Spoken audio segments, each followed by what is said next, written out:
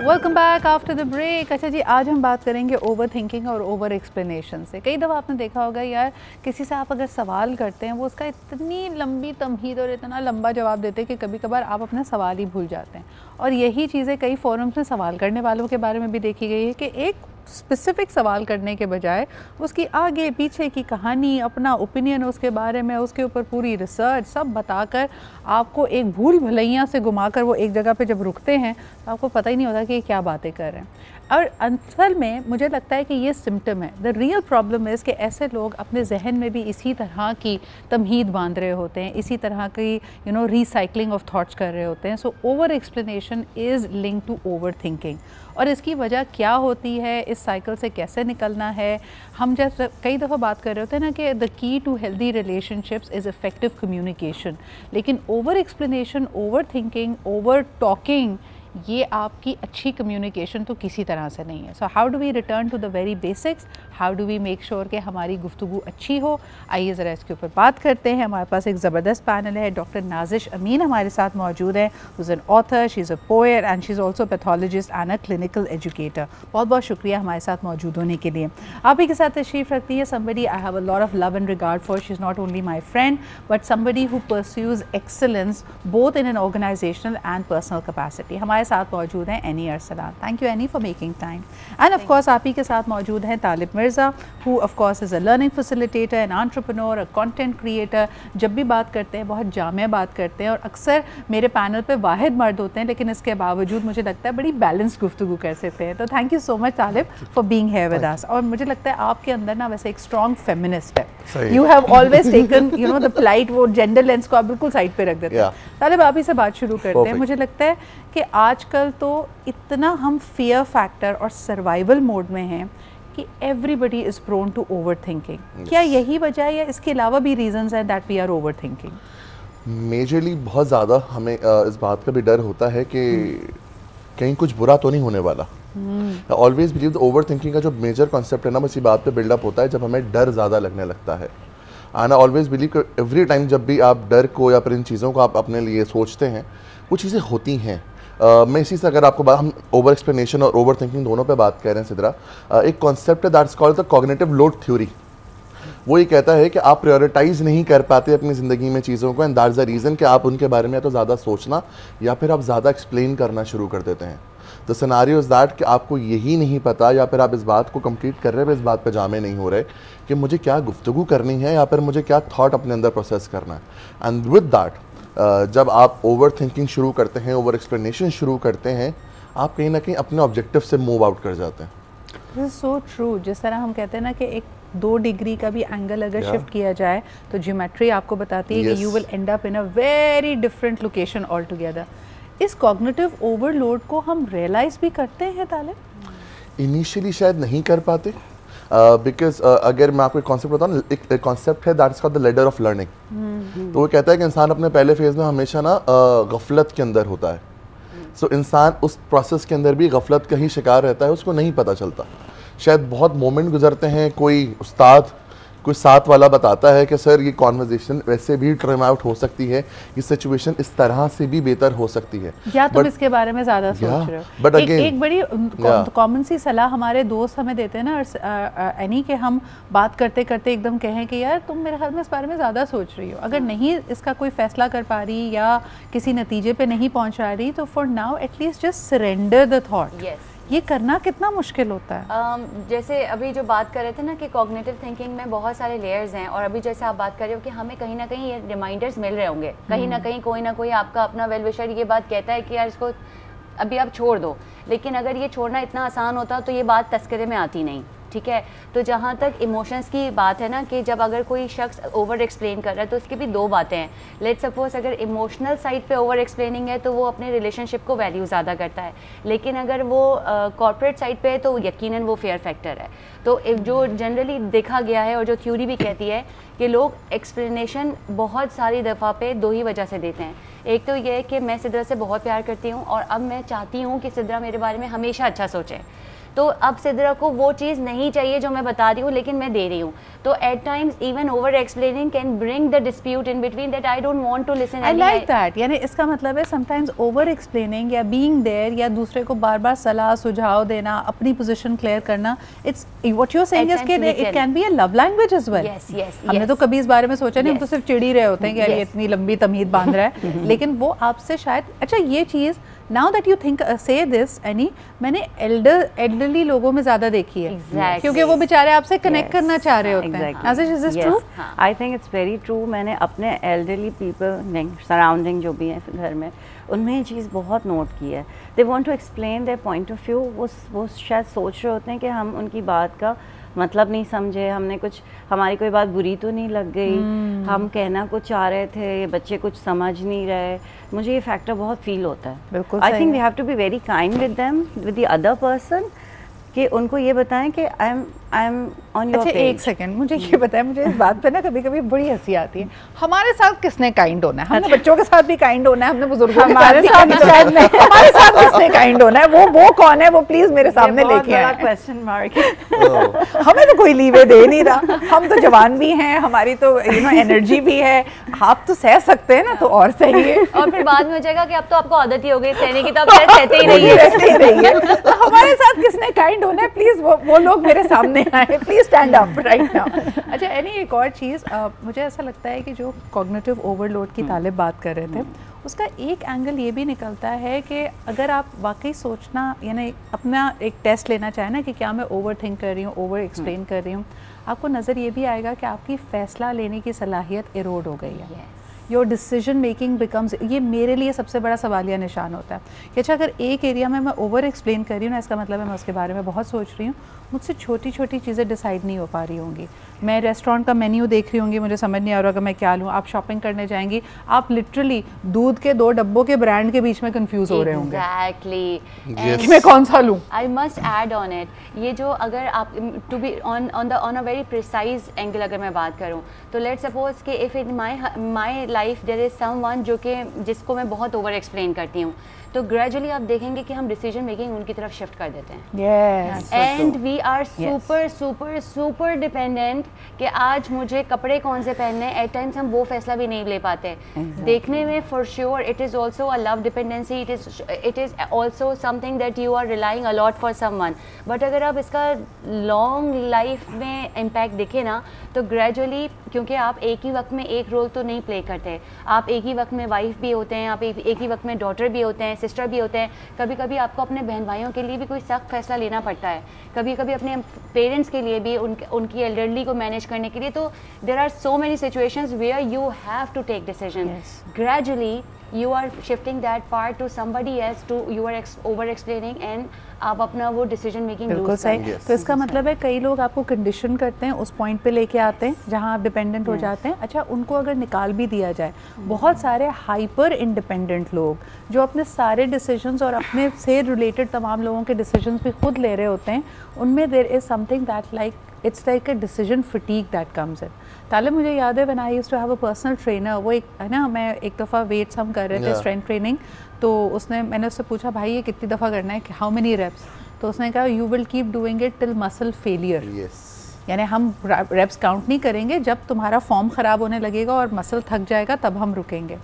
And that is something that clicked इन कि देखिए अगर डिसीजन मेकिंग भी एक मसल है, आप बार बार सारे फैसले खुद ले रहे हैं, एक पॉइंट आएगा आपका दिल चाहेगा यार कोई ले ले मुझसे सारे, मुझे बस बता दो क्या करना है। एग्जैक्टली।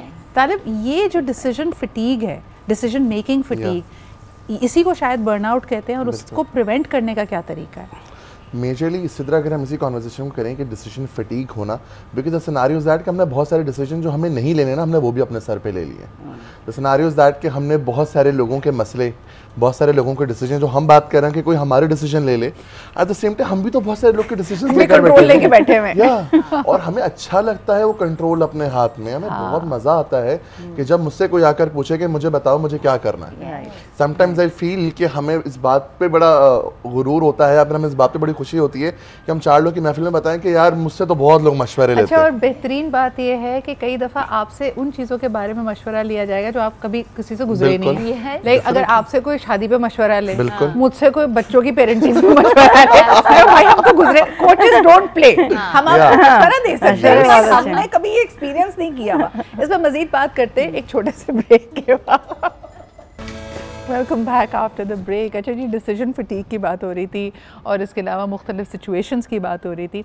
एक बड़ा अहम नुक्ता कि आप जब ओवर एक्सप्लेन कर रहे होते हैं, कहीं ना कहीं शायद आपको फेलियर से या गलती करने से डर लगता है। गलत डिसीजन नहीं कहूँगी, गलती करने से। देखें, कोई भी शख्स अगर ओवर एक्सप्लेन कर रहा है तो वो ब्लेम को शिफ्ट कर रहा है। आपने उसको कटहरे में खड़ा कर दिया या उसको लग रहा है कि आपने उसको कटहरे में खड़ा कर दिया और आप उससे सवाल जवाब कर रहे हैं और वो इतनी लम्ही तमीद बांध रहा है कि देखिए, मिसाल के तौर पे मुझसे अगर फ़लाना काम नहीं हुआ तो देखिए ABCD इसके रीजंस थे, उसने ये नहीं करके दिया, उसने मुझे सपोर्ट नहीं किया। What you are trying to do is, आप गलत नहीं होना चाहते। आपको लगता है अगर ये प्रूव हो गया कि गलती आपकी थी तो बजाय इसके क्या वो मामला रफ़ा दफ़ा हो, आपको किसी किस्म की सज़ा मिलेगी, आपको उसके कॉन्सिक्वेंस भुगतने पड़ेंगे या आपका ईगो ही ये गवारा नहीं करेगा। तो कहीं ना कहीं ego is also at play when we are over explaining. So let's try and explore that. इंसान की जो फितरी हम कहते हैं कि डिस्पोजिशन है नाज़िश, उसमें देखा गया है, आप एक छोटे बच्चे से भी उसको कुछ एहसास दिलाने की कोशिश करें कि तुमने गलती की है, देखो ये चीज़ तुमसे गलत हो गई, मैंने तुम्हें वार्न किया था, they will try to give you an explanation because they don't want to feel guilty. Right, हम डरते क्यों हैं इतना गलती करने से या गलत होने से? आई थिंक बहुत डिपेंड करता है उस पर्सन पे जो सवाल पूछ रहा है। हमारा बिहेवियर, हमारा गुफ्तगू का अंदाज़ वो डिसाइड करता है कि अगला बंदा हमें कैसे रिस्पॉन्ड करेगा। इसीलिए ये मैंने अपनी टीचिंग करियर में ये देखा है कि students are very scared of the teachers. अगर वो उनसे कुछ पूछते हैं तो वो जवाब नहीं देते या वो सवाल ही नहीं करते।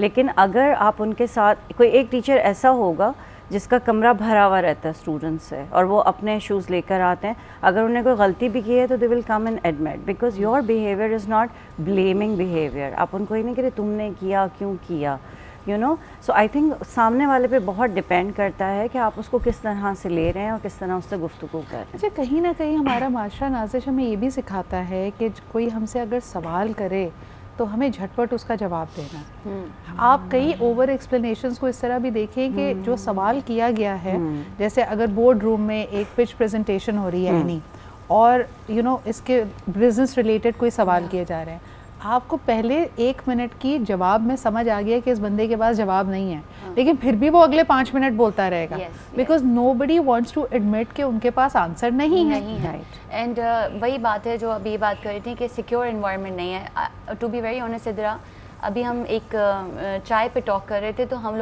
लोग एक्चुअली यही बात कर रहे थे कि जब से सोशल मीडिया ने बहुत ज़्यादा बूम लिया है ना, तो मुझे लगता है अब हम बात नहीं करते, either we debate, we fight, मतलब वी आर्ग्यू, वी रिएक्ट, मतलब वी डोंट टॉक। मतलब जनरली फिर मैं एक्चुअली घर जाके कभी कभी ये सोचती हूँ कि मेरी घर पे कॉन्वर्सेशंस कैसी होती हैं और उन कॉन्वर्सेशंस में कितना element is more argumentative and कितना element is actually talk, it's laughter, it's something. So sadly speaking, even if friends are sitting or even family members are sitting, they are most of the time even not understanding, and that is how the society is becoming. यानी इसमें 2 parts हैं। मुझे ऐसा लगता है कि they are not understanding क्योंकि वो अपने फिल्टर के थ्रू देख रहे हैं और शायद हम भी बता नहीं पा रहे क्योंकि हमारे पास भी अल्फाज ख़त्म हो गए, पेशेंस ख़त्म हो गया, हमारी सोच की वो जो रब्त है कि मैं एक सिमत में सोच रही हूँ और अपनी बात कर पा रही हूँ, कभी कभी तो we are also at loss of that. Absolutely. अच्छा, लेकिन अब इसमें ये तो एक बैड, चलो ये तो एक सैड न्यूज़ है। What is the good news in it? The good news is that we are still communicating, So when we say that, like in therapy, if it is a good news, if it is a bad news, what is good news coming? So even अगर हम communicate कर रहे हैं तो there is still a connection that can be rebuilt. Yes. Right? So even if it is your boardroom and you feel like Mr. X is gonna, argue with me, और अगर मैं explain नहीं करूँगी तो मैं फॉल बैक करूँगी, तो अब इसके लिए क्या है कि ये रिलेशनशिप में भी है, ये कॉर्पोरेट में भी है कि आप उनसे पहले से थोड़ा सा अलायंस करें क्योंकि आपको जो डर है ना वो बोर्ड रूम में बेइज्जती होने का है।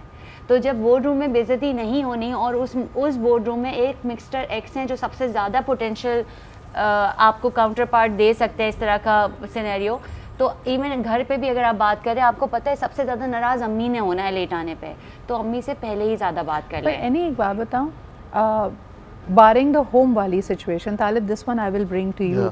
मुझे ये लगता है कि ये आइडियल सिचुएशन है जो एनी ने बोला क्या मैं ऑफलाइन करके पहले अलाइनमेंट क्रिएट कर लूँ ताकि मुझे बोर्ड रूम में एम्बैरेसिंग सिचुएशन ना हो, हमें पता हो।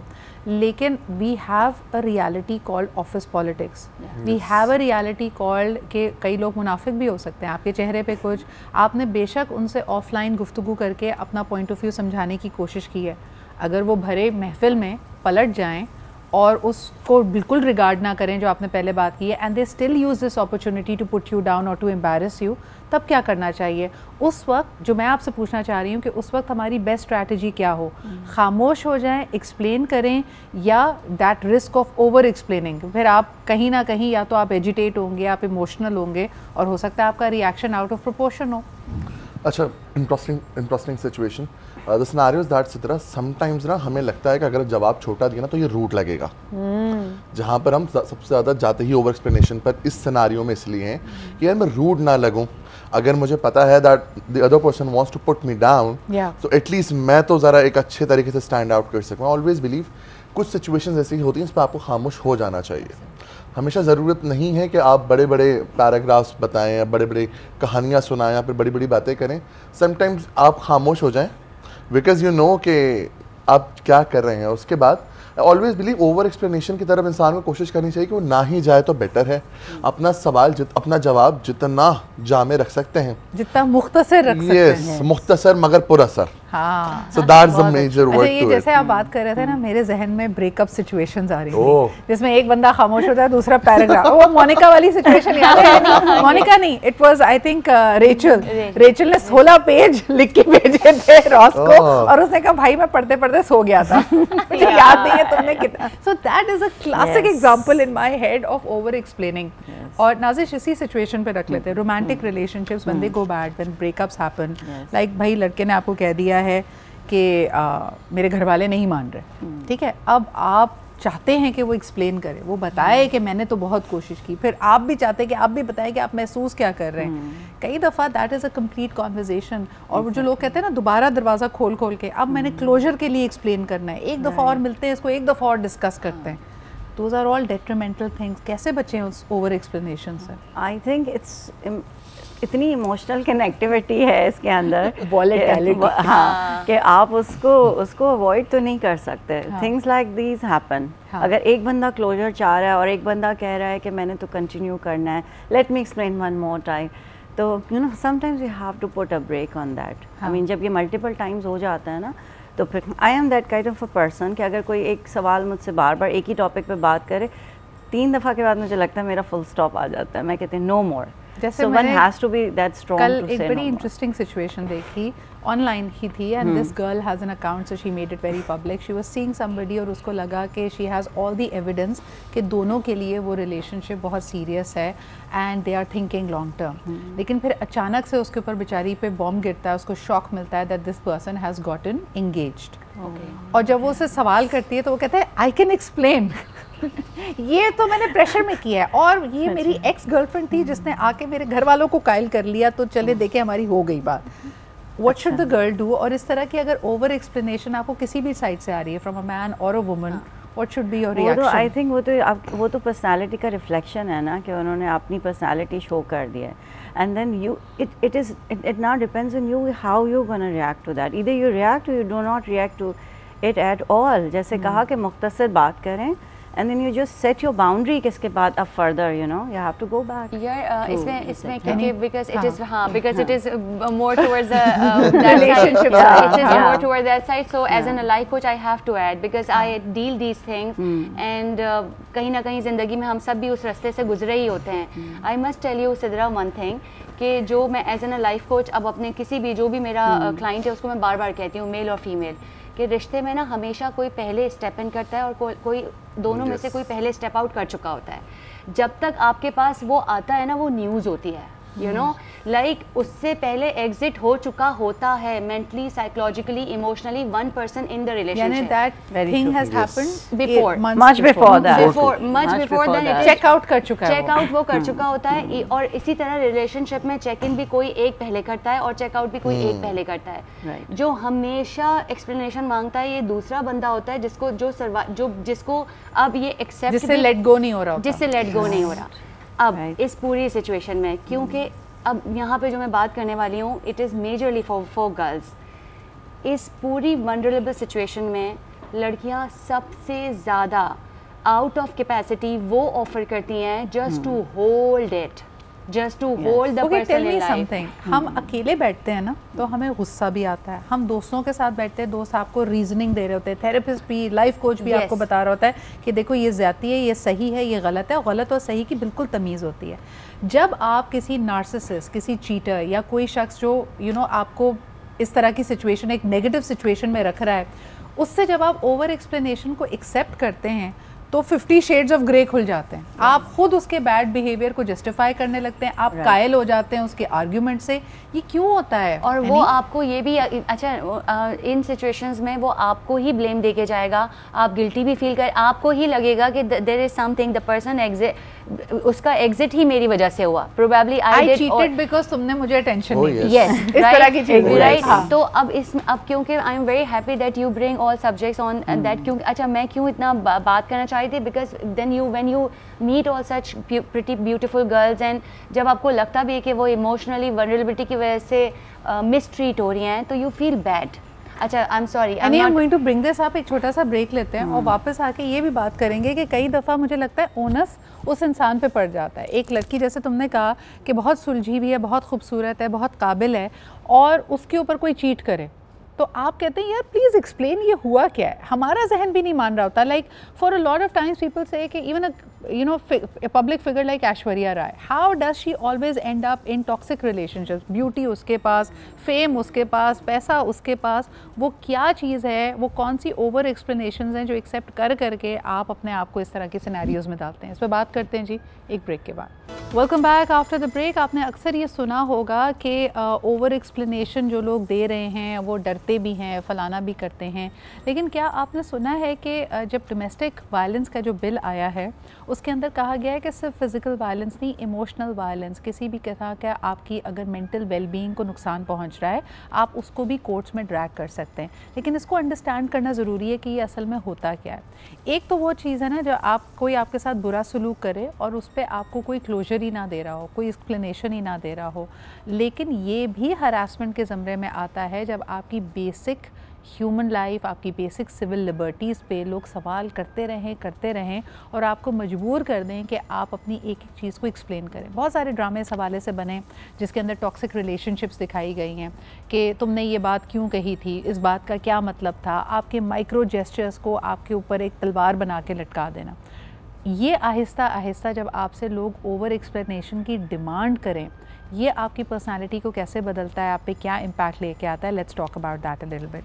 तालिब, अगर जैसे कहते हैं ना, हम शुरू में आप किसी भी बुज़ुर्ग के पास जाएं तो वो कहते हैं नहीं एडजस्टमेंट पीरियड लेती है, अपने मियाँ के मिजाज के मुताबिक चलो। लेकिन अगर मियाँ आपकी शॉपिंग के आने के बाद आपके घर में रहने, आपकी किचन की चीज़ें, and they are asking for over explanations in every one of your action, number 1 ये हरासमेंट क्यों है, नंबर 2 इससे निकलें कैसे? अच्छा सिद्रा, द सिनेरियोज़ जब हम ये कॉन्वर्सेशन कर रहे हैं ना, ओवर एक्सप्लेनेशन, आप अपने पार्टनर को वो डिसीजन पावर ही नहीं देना चाहते। आप चाहते हैं कि आपका एक सुपर पावर रहे। क्यों? क्योंकि आपको सदियों से बताया गया है कि तुम बड़े हो। तो अब आपको ना बड़ा शफकत में नहीं मिला, आपको लगा कि जब तक मैं ऑथराइज़ नहीं कर दूंगा अपने आप को इस ज़ात के ऊपर, जब तक मेरा कंट्रोल नहीं होगा, जब तक मैं अपना एक अपर हैंड नहीं रखूँगा ना, जब तक मामला बनेगा नहीं। तो अब आपसे हर चीज़ पे सवाल होगा। तो सिनेरियो इज़ दैट कि हमारी ख़वातीन भी बहुत दफ़ा इस ट्रैप के अंदर आ जाती हैं। क्यों? बिकॉज अगर वो बात शेयर करेंगे तो किससे करेंगे? अपने घर वालों से, अपनी वालदा से, अपनी बहन से। वहाँ से जवाब सिंपल आता है, वो शौहर है, वो कर सकता है। बेटा उसके मिजाज के मुताबिक ढलो अपने आप को। शुरू में तो मसला होता है, शुरू के बेटा 3-4 साल तुम्हें फेस करना पड़ेगा। बाय द वे, ये कभी टू वे नहीं होता है। यही खातून जिससे ओवर एक्सप्लेनेशन की एनी डिमांड है, जो हम पहले ब्रेक से पहले बात कर रहे थे, अगर यही एक्सप्लेनेशन भी मांग ले उस बंदे से तो वो उसको गोस्ट कर देगा या साइलेंट ट्रीटमेंट दे देगा। Absolutely, absolutely. अच्छा, लेकिन ये बात बिल्कुल Talib was addressing the right point कि जिनसे आप मशवरा भी मांग रहे हैं ना, वो भी उस साइकिल का हिस्सा रहे थे। ठीक है, तो सोसाइटी होते होते इवॉल्व होती है ना, तो क्योंकि जिनसे ज़्यादातर आपके जिन पे आप ट्रस्ट करते हैं फॉर अपने रिलेशनशिप के लिए, वो खुद उन साइकिल्स का हिस्सा रहे हैं, उन्होंने वो ट्रीटमेंट देखा है, उससे वो अग्री किए हैं और वो वहाँ तक पहुँचे, तो उनको कि भाई देखो हमारी भी तो शादी चल रही है, अब वो हमारी चल रही है, तो बस यही फॉर्मूला है जिससे चल सकती है। बट सवाल सिद्धा यहाँ पर ये है कि जो आजकल के जो लोग जब पढ़ गए, लिख गए, समझदार हो गए, तो एक सवाल जहन में ये ज़रूर आता है, क्योंकि अगर शायद मैंने भी किया तो मुझे उस पर भी डांट पड़ी कि क्या ये बेस्ट शादी है, मतलब क्या ये भी तो मैं चैलेंज कर सकती हूँ ना कि is it the best marriage ever, और marriage can even be more beautiful. वहाँ पे रोल्स रिवर्स होते हैं ना, जहाँ पे देखो ओवर एक्सप्लेनेशन को, अपनी ओवर एक्सप्लेनेशन को भी तो जस्टिफाई किया जा रहा है। Yes. अगर आप ये सवाल उठा देंगी कि ये शादी एक परफेक्ट शादी है भी या नहीं, तो वो बंदा और अपने आप को कॉर्नर्ड और ज़ीरो फील करेगा जो मशवरा दे रहा है। हाँ. वो कहेगा कि हाँ अच्छी हो या बुरी हो, मैंने इसको पिछले 20 साल 40 साल डिफेंड किया है, हाँ. तो मेरे ख्याल में तो ये बहुत अच्छी शादी है। हाँ. और जब आपने ये सवाल उठाया तो उनको अपने आप को ज़ीरो लगना पड़ेगा। सो वो इतने इंट्रेंच हो जाते हैं उन पोजिशंस में कि कोई लचक ही नहीं बचती है।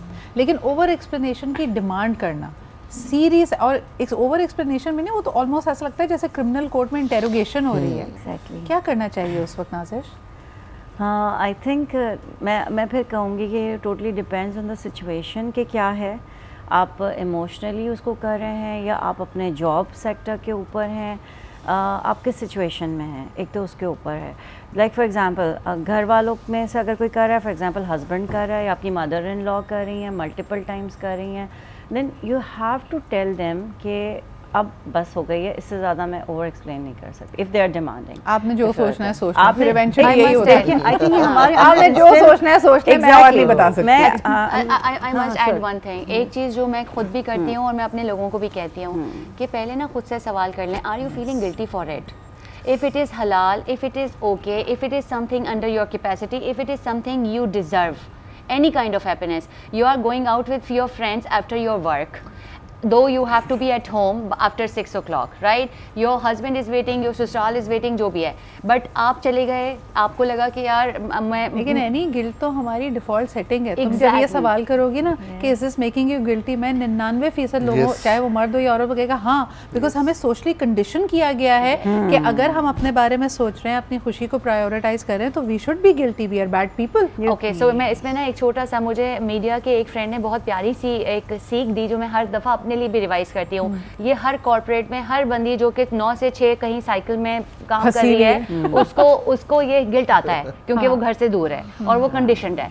तो वन ऑफ अ फ्रेंड ही came to my birthday at 2 o'clock, right? तो और मैंने उनसे बोला कि यार आप 2 बजे आ रहे हैं, पारस इज हिज नेम, तो मैंने कहा पारस आप 2 बजे आ रहे हैं and I am very happy that you came and it's a pleasure, लेकिन डोंट यू फील लाइक कि आपकी फैमिली इज़ वेटिंग क्योंकि इट्स ऑलरेडी लेट? तो उन्होंने कहा नहीं, मेरी बेगम तो इस वक्त सो जाती है। मैंने कहा गुड। फिर जब मैंने कहा लेकिन सुबह जब वो उठेंगी तो आप सो रहे होंगे because you are spending night out with your friends. तो कहते हैं नहीं, अगर मैं समझ गया तुम कहाँ लेके जा रही हो डिस्कशन, मैं तुम्हें सीधा सा जवाब दूँ जो लाइफ टाइम तुम्हारे काम आएगा। अगर मैं तुम्हें बोलूँ कि मुझे प्यास लगी है, यानी पानी ला दो, तुम्हें भी प्यास लग रही थी, नेचुरल रिएक्शन क्या है? तो आई सेड कि I will go, I will bring water, I will drink and I will refill it and I will bring it back for you. He said exactly, कि जब तुम्हें प्यास लगेगी ना तो पहले पानी तुम पियोगी ही तो तुम दूसरे की प्यास बुझा सकती हो। अगर आप अपने अंदर से क्योंकि आपको बहुत गिल्ट है, आप अपना कोई मी टाइम नहीं ले रहे और ग्रेजुअली आप एग्जॉस्ट हो रहे हैं, तो इवेंचुअली एक पॉइंट आएगा कि जिसके लिए आप इतनी मेहनत कर रहे हैं ना, जिस रिश्ते को बचाने की, कड़वाहट तो वहाँ आनी ही है। सो वंस यू स्टार्ट री इवेल्युएटिंग योर सेल्फ कि मैं किसी को नुकसान नहीं दे रहा, इकोलॉजिकल कोई प्रॉब्लम नहीं है, मैं सिद्रा के साथ हूँ, सेफ हूँ, हम अच्छा एंजॉय कर रहे हैं, कोई बात नहीं, अरसलान थोड़ी देर के लिए घर पे अकेले बैठे हैं, it's okay, then you would once you would go back home and maybe you would be more available. अच्छा, मुझे ऐसा लगता है कि जिस तरह हम पेरेंट्स की बात करते हैं ना कि वो एक सर्टन लाइफ के पॉइंट तक आपको ट्रेन कर रहे होते हैं, लेकिन ताले फिर उसके बाद उन चीज़ों को हम इंटरनलाइज करके उनके बगैर भी उसी फार्मूला पे चल रहे होते हैं। तो ये जो ओवर एक्सप्लेनेशन की कहानियाँ हैं इन एनी रिलेशनशिप, चाहे आप बच्चे से बहुत ज़्यादा एक्सप्लेनेशन मांग रहे हो, पार्टनर से मांग रहे हो या आपके पेरेंट्स आपसे मांग रहे हो, ये थोड़े अरसे तक चलता है। थोड़े अरसे के बाद आप खुद भी वैसे ही बन जाते हैं, आपको किसी के सवाल की ज़रूरत नहीं होती, ये एक ओवर एक्सप्लेनेशन आपके जहन में चल रही होती है। इससे कैसे निकलें? हमने ना बचपन में बहुत खूबसूरत मुहावरा सुना था, दैट वाज खरबूजे को देख के खरबूजा रंग पकड़ता है। तो ये एग्जैक्टली वही वाला केस है। आप कहा ही जाता है कि आपकी जो कंपनी होगी आप ऐसे ही बन जाएंगे। अगर आपके साथ वाले लोग जामे जवाब देते हैं, छोटा जवाब देते हैं, आपको अपने जवाबात छोटे दिखेंगे।